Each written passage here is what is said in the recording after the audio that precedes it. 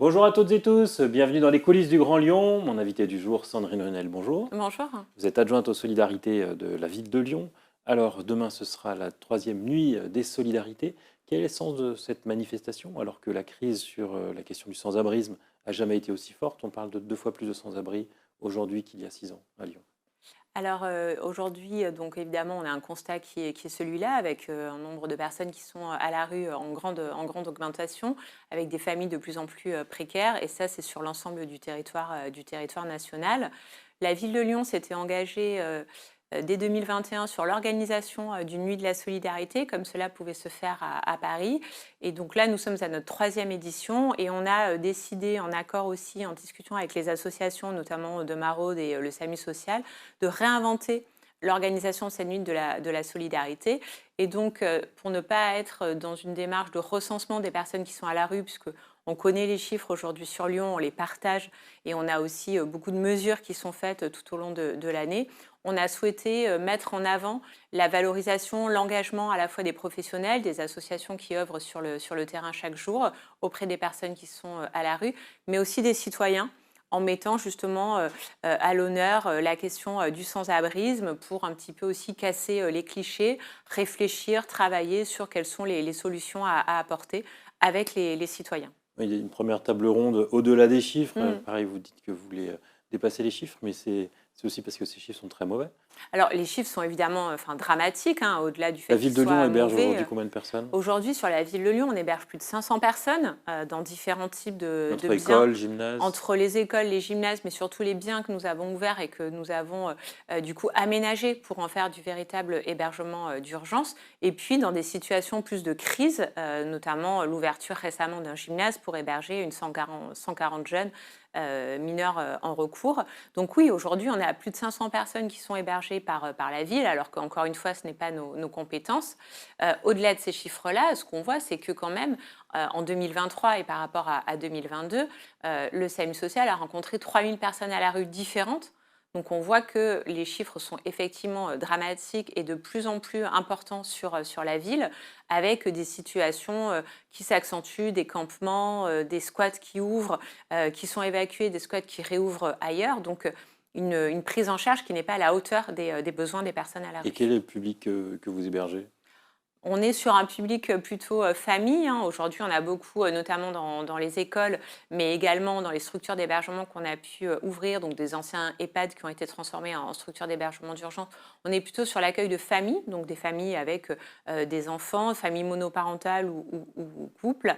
Et puis, beaucoup quand même aussi, c'est une problématique qui est quand même très lyonnaise et qu'on retrouve peu sur le reste de la métropole de Lyon, des jeunes MNA en recours, donc qui n'ont pas été évalués mineurs par la métropole de Lyon et qui, du coup, sont en recours devant le juge des enfants dans cette attente, le statut n'étant Ceux-là, vous pas aimeriez que la déterminé. métropole les héberge. Alors, cela, on aimerait surtout, en fait, que, et c'est le courrier qu'on a adressé au président de la République et au Premier ministre, on aimerait qu'il y ait aujourd'hui, en fait, une loi qui dise ils sont en recours, donc il y a une présomption de minorité, ou alors ils sont considérés comme majeurs et c'est à l'État de les prendre en charge. Mais ce flou juridique ne permet à personne finalement d'intervenir. Donc oui, nous, on prône effectivement, et c'est ce que je porte aussi, le fait qu'il y ait une présomption de minorité, mais ce qu'on demande aujourd'hui au gouvernement, c'est de Vous légiférer trouvez sur que ce Bruno sujet-là. Bernard, du coup, Ne pourrait partage prendre pas. les devants Oui, et ne le fait pas? c'est ça.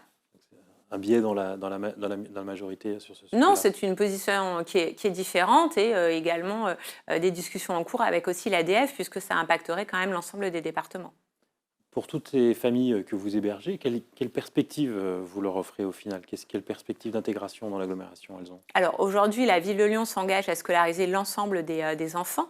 Donc tous les enfants qui arrivent sur le territoire sont scolarisés dans nos écoles et permettent de bénéficier quand même de la cantine, du périscolaire, des activités extrascolaires. Donc on préserve les droits de l'enfant et on offre ce droit à la scolarisation qui est pour nous aussi la première clé d'intégration. Et puis après, à côté de ça, on est sur cette question de l'hébergement, de la mise à l'abri. Donc déjà, offrir un toit à ces familles, avec aussi la question bien évidemment qui se pose, qui est assez lourde, de la question alimentaire, hein, parce qu'il faut quand même aussi nourrir ces familles. Ensuite, la perspective pour ces familles, c'est de pouvoir accéder à un travail pour devenir autonome, avoir des revenus et pouvoir effectivement ensuite derrière accéder à un hébergement, un logement Est-ce adapté qu'il n'est pas un ou peu un logement, illusoire quoi. ce parcours Alors, d'intégration? Il prend il des est pas années. illusoire, mais il est long. Il est très, très long. Ce qui est nécessaire aujourd'hui, c'est cette question de Et la aujourd'hui, régularisation. c'est combien? C'est 2-3 ans pour avoir un logement et Aujourd'hui, 4-5 ans pour avoir les le droit de chiffres de la travailler? maison de la maison de la veille sociale pour accéder déjà à un hébergement, on est plutôt sur 2 ans. En fonction des vulnérabilités, ça peut aller peut-être un peu plus vite, mais on est quand même sur des délais qui sont assez longs, entre 18 et 24 mois avant d'accéder à un hébergement. Et aujourd'hui, avant qu'une régularisation puisse se mettre en place, on est quand même plutôt sur 4 à 5 ans de présence sur le territoire, de scolarisation de ces enfants. Et donc, en attendant, on a des personnes qui se précarisent davantage, ou elles arrivent à travailler, mais de manière non déclarée, avec aussi toutes les difficultés que ça peut engendrer, ou alors, effectivement, elles sont dans l'attente d'obtenir ce droit au travail. Donc, nous, ce qu'on aimerait aussi beaucoup, c'est que les choses s'accélèrent et que les personnes puissent accéder au travail plus rapidement. Mais ce n'est pas de votre ressort. On se souvient Pas du tout, oui. que l'ancien maire de Lyon disait ne venez pas, il n'y a rien pour vous à Lyon. Alors qu'en fait, aujourd'hui, ce que nous on dit, c'est qu'il y a des personnes qui pourraient travailler. On les connaît, on les héberge par ailleurs. Elles ne demandent que ça, de pouvoir accéder à un travail, de pouvoir être autonomes, de sortir de ces dispositifs d'aide sociale et d'hébergement, mais elles n'ont pas le droit de le faire. Donc, ce qu'on prône effectivement, c'est qu'il puisse y avoir une régularisation, et c'était bien le seul point sur lequel j'étais d'accord sur le projet de loi immigration, c'était cette question de la régularisation via les métiers en tension. Et donc, ça permettrait à des personnes de se positionner sur des emplois qui sont aujourd'hui non pourvus, des entreprises qui crient effectivement, qui tirent la sonnette d'alarme en disant comment on peut arriver à recruter et du coup faire en tout cas coïncider l'offre et la demande. On a entendu parler effectivement de régularisation des métiers Mm. sous tension. Là-dessus, il n'y a pas d'évolution. Aucune évolution aujourd'hui, en tout cas pas d'information à ce stade. Donc on est plutôt dans une attente de savoir ce qui sera mis en place, mais aujourd'hui on n'a aucun décret d'application. Toujours sur la préfecture, a promis la création de 300 places dans l'agglomération et la prise en charge d'une partie des gens qui sont aujourd'hui à l'école Montel, Mm. une cinquantaine de places, je crois. C'est ça. Ça, vous voyez ces places ouvrir? Alors, on est effectivement aujourd'hui en cours de travail et de discussion avec les services de la préfecture pour permettre justement aux familles qui occupent l'école Montel, donc qui était une école provisoire qui est aujourd'hui occupée par 63 enfants et leurs familles, de pouvoir bénéficier d'une prise en charge et d'une structure d'hébergement. Donc on sait que la préfecture s'est engagée à l'ouverture d'une cinquantaine de places, on ne sait pas si ce sera 50 ou 60, pour la prise en charge d'un certain nombre de personnes et de familles. Et puis les 50 personnes restantes, les dizaines de familles restantes, seront prises en charge par la ville de Lyon. Donc elles viendront bien évidemment aussi augmenter la capacité d'accueil que met déjà la ville sur la question de l'hébergement d'urgence. Mais du coup, on sera plutôt sur des délais d'ici la fin du mois pour pouvoir accueillir ces familles dans des conditions un peu plus dignes que c'est le cas actuellement.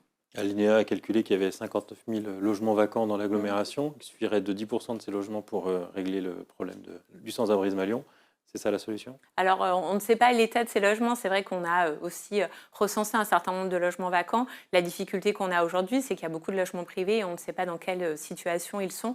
Et donc, ça nécessiterait sûrement des travaux. En tout cas, ce qui est certain, c'est que chacun doit se mobiliser pour pouvoir proposer et offrir des places d'hébergement. Et j'étais justement hier soir à l'inauguration des bureaux du cœur. Et aujourd'hui, les bureaux du cœur investissent beaucoup Lyon et les entreprises. Il y a plus d'une vingtaine d'entreprises qui sont partie prenante et qui permettent justement d'offrir à des personnes qui sont à la rue mais qui travaillent de pouvoir dormir dans des bureaux la nuit parce qu'ils n'arrivent pas à se loger eux-mêmes. Vous étiez, un mot sur la campagne des européennes, Mm. vous étiez dimanche au meeting de lancement de Raphaël Glucksmann. Mm. C'est le sauveur du PS, le miracle du PS, qui repositionne le PS à la tête de la gauche, alors avec des petits scores, hein, mais c'est ça l'enjeu, c'est être devant les autres? Alors, l'enjeu, c'est bien évidemment la campagne européenne et l'Europe. Et quelle Europe on veut? Est-ce qu'on veut une Europe sociale et solidaire ou alors une Europe libérale?